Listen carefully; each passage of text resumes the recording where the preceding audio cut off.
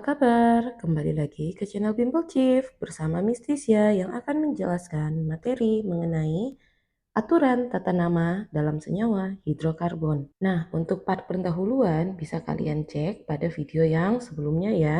Kita langsung saja untuk aturan tata namanya. Jadi, tata nama senyawa hidrokarbon itu harus disesuaikan dengan aturan sebagai berikut. Nomor nama rantai cabang, kemudian nomor dan nama rantai utama. Nah, nomor yang ada di depan itu untuk menentukan nomor berapa ada cabang dalam rantai utama. Sementara nomor yang kedua, ini syarat dan ketentuan berlaku. Nomor ini hanya dituliskan kalau senyawa hidrokarbon tersebut merupakan senyawa alkena ataupun alkuna. Jika senyawanya adalah alkana, kita tidak perlu menuliskan nomor di depan nama rantai utama. Nah, untuk nama rantai cabang dan juga nama rantai utama, kalian bisa lihat aturannya di video yang sebelumnya juga ya. Kita langsung saja untuk contohnya. Untuk contoh yang pertama adalah pembentukannya seperti ini. Maka aturan pertama kita harus menentukan rantai utama dulu. Jadi rantai utama yang ada di sini adalah rantai lurus saja ya, dengan jumlah C adalah 5. Kemudian kedua kita akan menentukan rantai cabang. Tetapi di sini rantai cabangnya tidak ada karena tidak ada C yang berada di luar jalur rantai utama. Lalu yang ketiga adalah berikan penomoran. Penomoran ini biasanya kita lihat dari rantai cabang atau rangkap mana yang paling dekat dengan rantai utama. Di sini karena tidak ada cabang maupun rangkap, berarti penomorannya itu bisa dari kiri ataupun dari kanan. Lalu kemudian yang terakhir adalah namakan senyawa. Nah, karena ini hanya terdiri dari rantai utama saja, maka nama senyawanya menjadi N-pentana. N-pentana di sini N pemaksudannya adalah normal pentana. Jadi tidak ada cabang maupun rangkap. Makanya bisa dituliskan dengan bentuk N ataupun tanpa N. Jadi bisa N-pentana ataupun pentana saja. Kemudian contoh soal yang kedua. Langkah pertama kita harus menentukan rantai utama. Jadi rantai utama di sini bisa ada dua kemungkinan.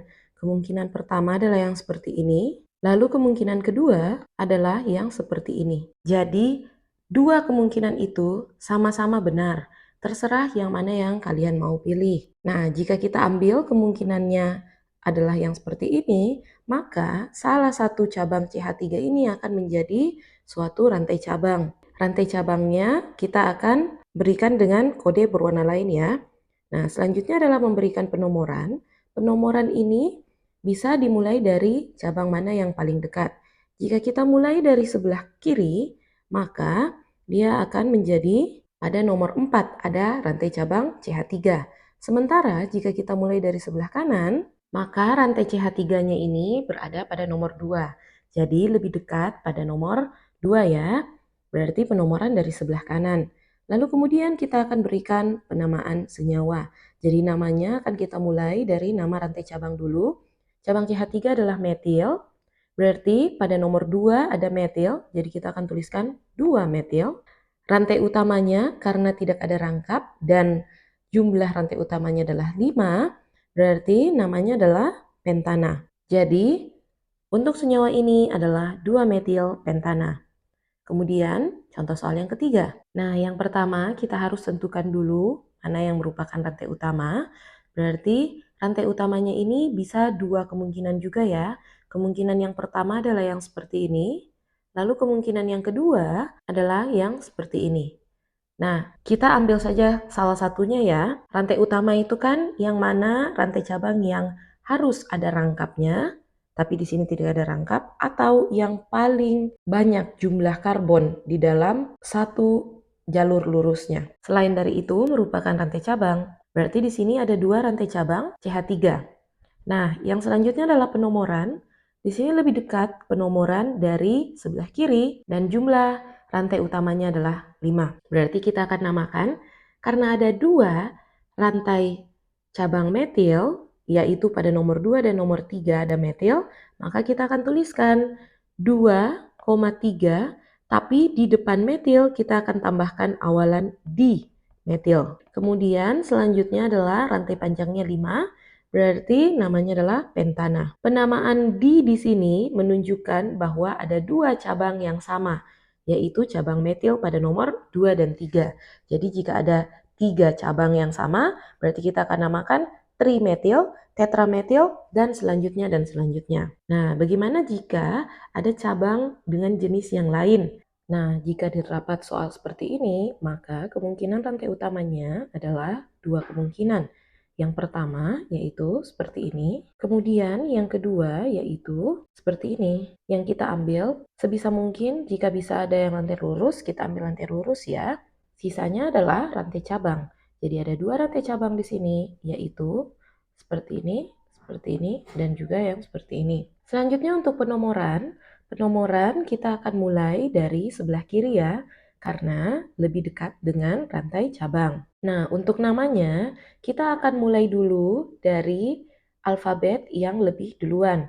Jadi, untuk rantai cabang dengan jumlah C2, namanya adalah etil. Kalau jumlah cabang dengan rantai C1 yaitu metil. Berarti kita akan mulai dulu dengan etil, baru kemudian metil. Etil berada pada nomor 3, jadi kita akan tuliskan 3 etil. Kemudian cabang metil berada pada dua tempat, yaitu pada nomor 4 dan 4.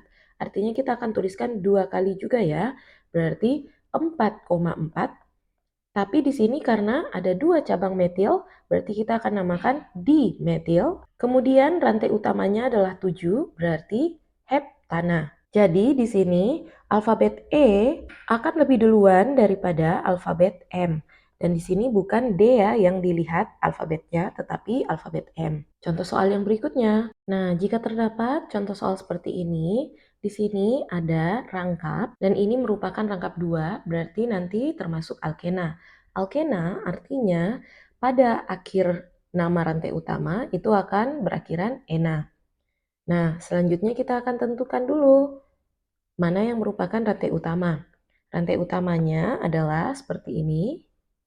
Jadi walaupun dia berbelok, tetapi tetap merupakan satu kesatuan rantai utama. Tidak ada rantai cabang, maka selanjutnya kita nomorkan. Karena sudah ada rangkap, maka penomoran akan dimulai dari rangkap yang paling dekat.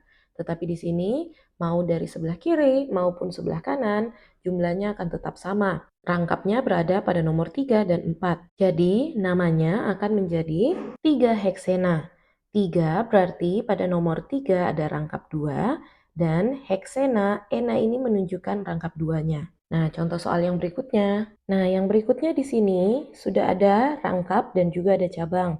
Rangkap adalah rangkap 3, kemudian cabangnya juga ada nanti. Kita tentukan dulu rantai utama ya. Berarti rantai utama ada dua kemungkinan. Kemungkinan yang pertama adalah yang seperti ini, lalu kemungkinan yang kedua adalah yang lurus. Kita ambil jalur yang lurus saja ya. Berarti CH3 ini merupakan rantai cabang. Selanjutnya penomoran. Di sini penomoran, jika kita nomorkan mulai dari sebelah kiri, maka pada nomor 2 akan didapatkan rantai cabang. Tetapi ini salah ya, karena penomoran harus dimulai dari sebelah kanan dulu. Ini dikarenakan rangkap sifatnya itu lebih kuat daripada cabang. Jadi kita akan utamakan penomoran dari rangkap yang paling dekat. Berarti penamaannya akan menjadi 4 metil karena pada nomor 4 ada cabang metil, lalu 1 pentuna. Ini karena pada nomor 1 ada rangkap 3 dan jumlah rantai terpanjangnya adalah 5. Berarti penamaannya adalah 4 metil 1 pentuna. Nah, berikutnya ini merupakan dua contoh latihan soal yang dapat kalian kerjakan secara mandiri di rumah ya.